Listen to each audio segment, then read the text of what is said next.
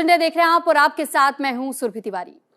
दुनिया में पाकिस्तान को छोड़कर शायद ही कोई मुल्क होगा जो अपनी शिकस्त पर खुशियां मनाता है।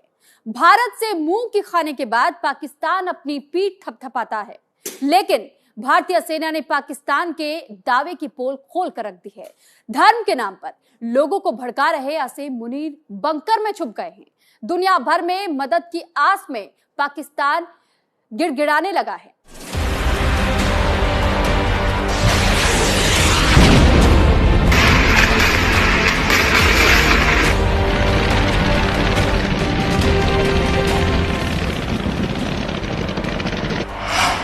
आतंकी टारगेट लॉक, पाकिस्तान को शॉक।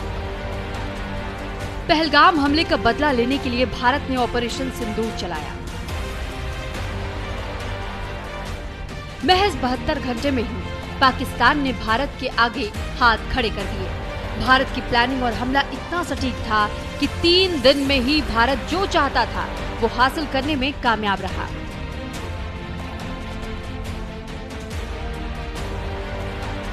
हमारे जवानों ने न केवल 9 आतंकी शिविरों को मिट्टी में मिला दिया, बल्कि पाकिस्तान के 8 सैनिक ठिकानों को भी तहस नहस कर दिया।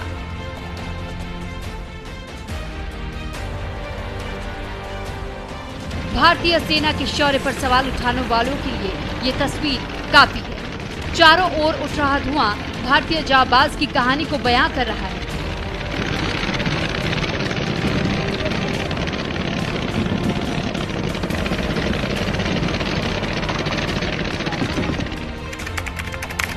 भारत ने रावलपिंडी में नूर खान एयरबेस को निस्तानाबूद कर दिया।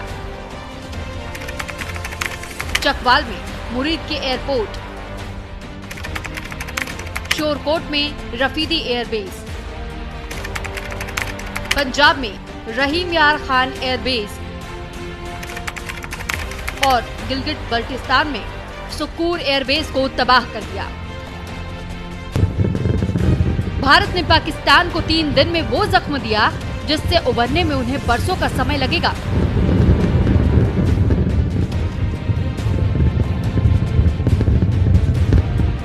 हारी बाजी जीतने वाले को बाजीगर कहते हैं, लेकिन जो हार कर जश्न मनाए उसे पाकिस्तान कहते हैं। भारत ने भले ही 3 दिनों में पाकिस्तान को धूल चटा दिया हो, बावजूद इसके पाकिस्तानी आवाम सड़कों पर जश्न मना रहे हैं, लेकिन दुनिया के सामने भारतीय सैनिकों ने पाकिस्तान की पोल खोल दी है। There were 9 camps that you are now all familiar with, which were confirmed by our various intelligence agencies to be inhabited. Some of these were in POJK, while there were others that were located in the Punjab province in Pakistan. Nefarious places such as Muridke, the hub center of the Lashkar-e-Taiba, has over the years bred infamous characters such as Ajmal Kasab and the likes of David Headley. What followed was a careful scrutiny of each of these sinister locations, their layout, configuration, even the type of construction in each structure, and the terrain obtained around these. Operation Sindoor के तहत भारतीय सेना ने 72 घंटों में पाकिस्तान के 9 आतंकवादी शिविरों को निस्तानाबूद कर दिया। कई एयरबेस को तबाह कर दिया। 100 से ज्यादा आतंकियों को जहन्नुम भेज दिया गया। पाकिस्तानी सेना के तकरीबन 40 जवानों को भारतीय जवानों ने मौत के घाट उतार दिया। In a swift, coordinated, calibrated attack, we struck his air bases, command centers, military infrastructure, air defense systems across the entire Western Front. भले ही पाकिस्तान के साथ सीज फायर को मंजूरी मिल गई हो, लेकिन शर्तों के साथ पाकिस्तान के ऊपर लगाई गई पाबंदी जारी रहेगी। इसके तहत सिंधु जल समझौता स्थगित रहेगा। अटारी चेकपोस्ट पहले की तरह ही बंद रहेगा। व्यापार पर लगाई गई पाबंदी जारी रहेगी। पाकिस्तानी कलाकारों पर रोक बरकरार रहेगा। वीजा सेवा पहले की तरह ही निलंबित रहेगा और पाकिस्तान के लिए एयर स्पेस पूरी तरह से बंद रहेगा। चीन और तुर्की की मदद से पाकिस्तान ने भारत पर ड्रोन के जरिए जो हमले की कोशिश की, उसमें न केवल पाकिस्तान को मुंह की खानी पड़ी, बल्कि पाकिस्तान को ऐसा जख्म मिला जो हमेशा उसकी सेना के लिए नासूर बनकर चुभता रहेगा।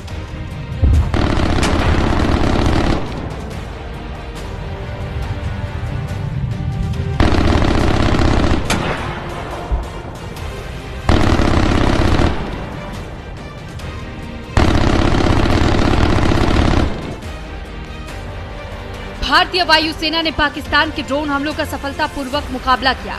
एक भी ड्रोन अपने अंजाम तक नहीं पहुंच पाया। इस दौरान पाकिस्तानी सेना के 35 से 40 जवान मारे गए और 100 से ज्यादा आतंकी अल्लाह को प्यारे हो गए। Operation Sindoor was conceptualized with a clear military aim to punish the perpetrators and planners of terror and to destroy their terror infrastructure. What I do not state here, of course, is the often stated determination of India and its intolerance to terror. It set into motion a very diligent and microscopic scarring of the terror landscape across the borders and the identification of terror camps and training sites. The locations that emerged were numerous. But as we deliberated more, we realized that some of these terror hubs were now bereft of any presence and had preemptively been vacated, fearing retribution from us. There was also a term of reference and our own binding, self-imposed restriction to target only terrorists and thus prevent collateral damage. Operation Sindoor के जरिए भारत ने पाकिस्तान को बेनकाब कर दिया है। साथ ही साथ सीज फायर के साथ चेतावनी भी दी है कि भविष्य में पाकिस्तान की जमीन से किसी भी साजिश को एक्ट ऑफ वॉर माना जाएगा।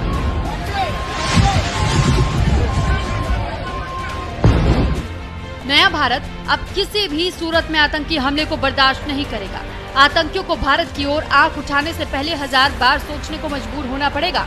मंशा साफ है, आतंकियों को उसके घर में घुसकर न केवल मारा जाएगा, बल्कि उनके मददगारों को भी उसके लिए सजा भुगतनी होगी। न्यूज इंडिया के लिए निशांत कुमार की रिपोर्ट।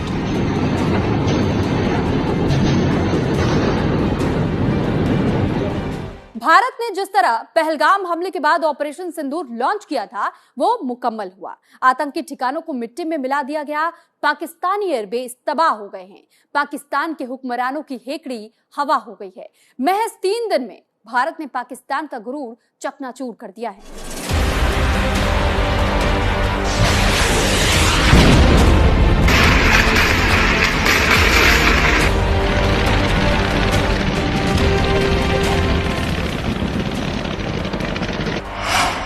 तबाह बर्बाद हुआ पाकिस्तान। हाथ जोड़ मांगे संघर्ष विराम। बीते 2 दिनों में दुनिया में काफी कुछ बदला है। शुरुआत भारत और पाकिस्तान के बीच सीजफायर से हुई। 2 परमाणु संपन्न देशों के बीच युद्ध जैसी स्थिति के बाद सुलह की खबरों के साथ दक्षिण एशिया में फिर से शांति बहाल हुई। उसके बाद 3 साल से चल रहे रूस और यूक्रेन के बीच युद्ध में यूक्रेन और यूरोपीय देशों ने मिलकर पुतिन को सीजफायर का न्योता दिया, जिसके बाद पुतिन ने युद्ध खत्म करने को लेकर सकारात्मक संदेश दिया।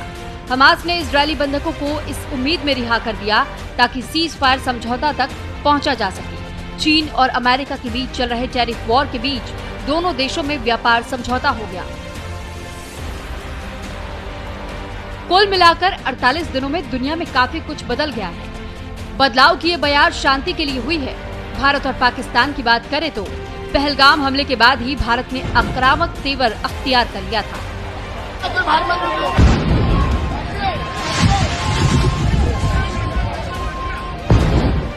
पाकिस्तान में कई आतंकी ठिकानों को नेस्तनाबूद कर दिया। उसके बाद जब पाकिस्तान ने हमले की कोशिश की, तब भारत ने करारा जवाब देते हुए पाकिस्तान के 7 एयरबेस को पूरी तरह तबाह कर दिया।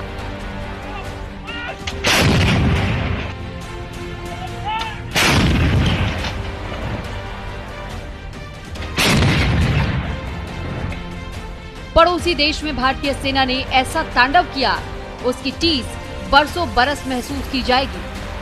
जहां जहां से भारत पर हमले की कोशिश की गई, भारत ने उसको पलक झपकते ही खंडहर में तब्दील कर दिया। Noor Khan airbase Rawalpindi VIP transport base है। मुरीद के एयरबेस चकवाल ड्रोन हमलों का बड़ा अड्डा माना जाता है। रहीम यार खान दक्षिण पंजाब राजस्थान के पास फॉरवर्ड बेस है। रफीक एयरबेस झंग JF-17 विमानों का बेस है। शक्खर एयरबेस सिंध F-16 विमानों का बेस। चूनिया सैंड ठिकाना कसूर लाहौर के पास बड़ा operation base. Pasrur radar Punjab air defence radar system केंद्र। सियालकोट एविएशन बेस पाकिस्तान सेना की एयर डिफेंस यूनिट। एयरफोर्स के साथ ही नौसेना अरब सागर में स्टैंड बाय मोड पर थी। कराची को उन्होंने निशाने पर ले रखा था। दिल्ली से ऑर्डर मिलने की देर थी, उसके बाद पल भर में कराची में भयंकर तबाही मचती। भारतीय हमले से पहले ही पाकिस्तान के होश ठिकाने आ गए। We have quantitative and qualitative edge to deliver a massive blow to our adversary, and we completely dominate in the maritime front.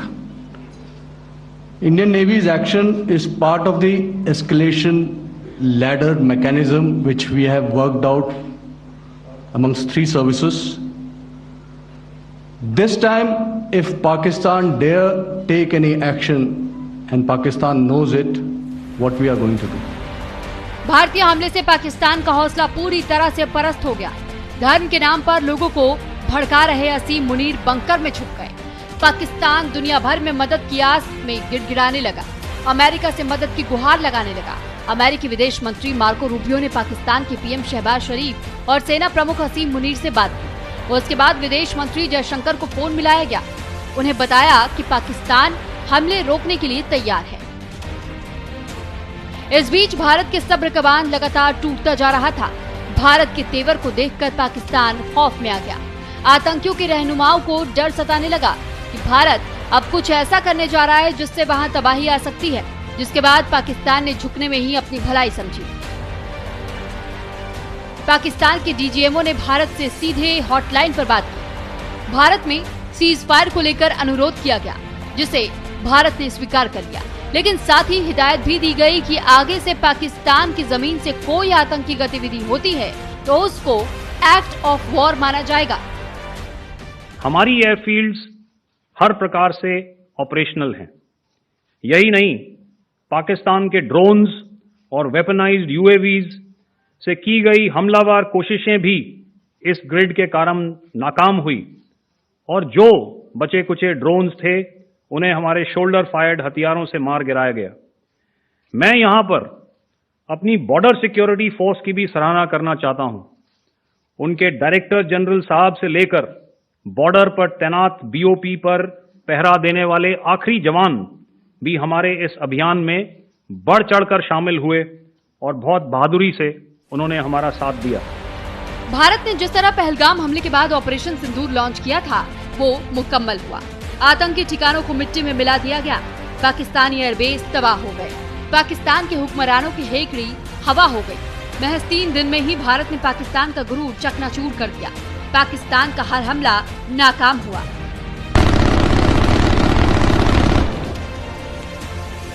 जब भारत ने पलटवार किया तो पाकिस्तान में कोहराम मच गया। आसिफ मुनीर और शहबाज शरीफ के सांसें अटक गई। पाकिस्तान को उसकी हैसियत का भली भांति अंदाजा हो गया। हमारी लड़ाई आतंकवाद और आतंकवादियों के खिलाफ थी। इसलिए 7 मई को हमने केवल आतंकवादी ठिकानों पर ही हमला किया था। पर अफसोस इस बात का है कि पाकिस्तानी सेना ने आतंकवादियों का साथ देना उचित समझा और इस लड़ाई को अपनी लड़ाई बना ली।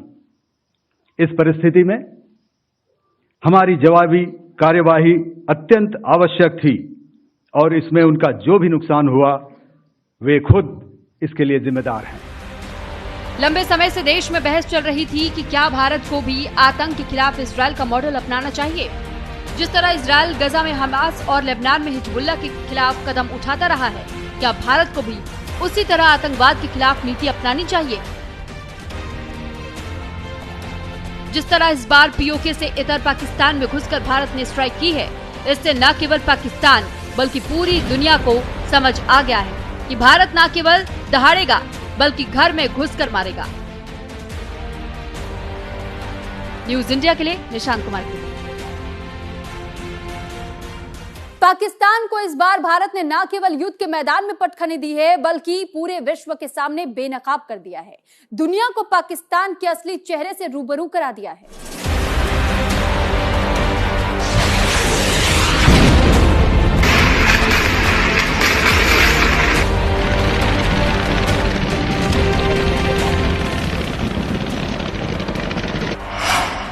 भारत का पाक पर प्रहार, घुटनों पर आया शहबाज। पहलगाम में आतंकी हमले के बाद आतंकियों को सबक सिखाने का प्लान बनाया गया।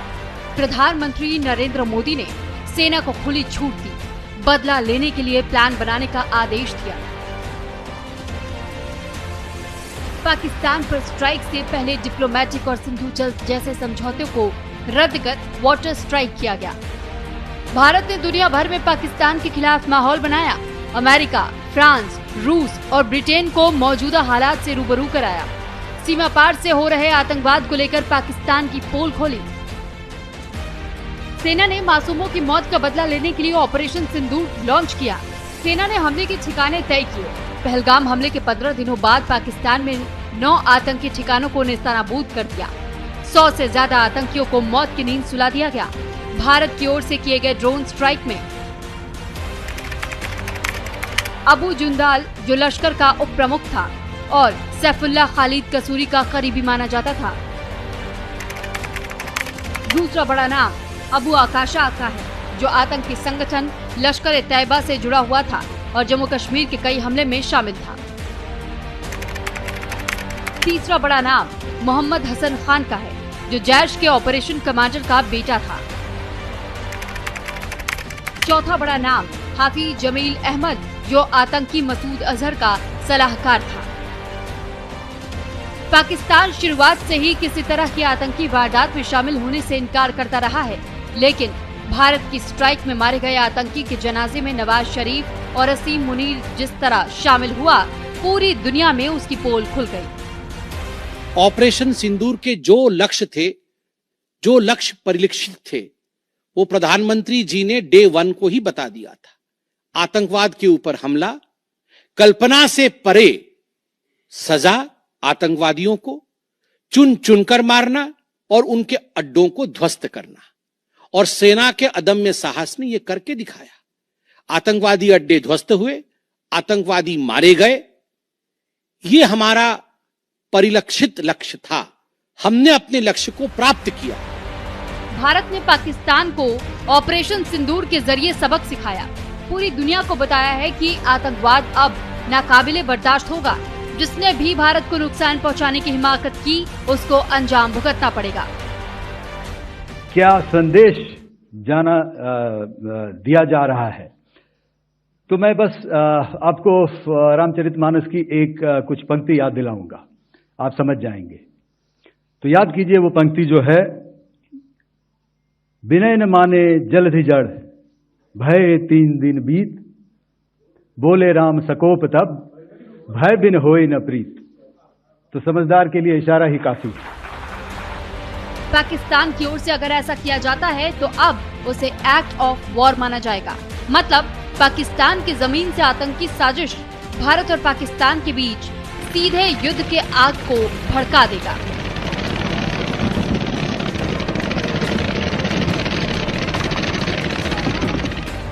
न्यूज इंडिया के लिए निशांत कुमार की। फिलहाल आज के इस खास बुलेटिन में इतना ही। मुझे और मेरी टीम को दीजिए इजाजत। नमस्कार।